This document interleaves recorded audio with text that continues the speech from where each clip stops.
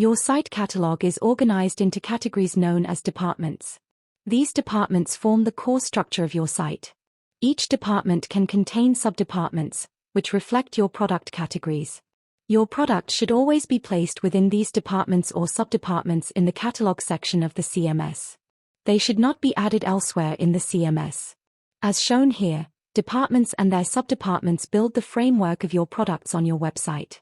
To create a new department, navigate to the catalog section, select New, and choose Department from the drop-down menu. Then, give your new department a name. Once created, the department will appear in the menu on the left-hand side of the screen. To add a subdepartment, first select the department it should be nested within.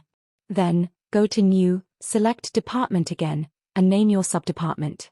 After saving, the subdepartment will appear within the parent department you selected.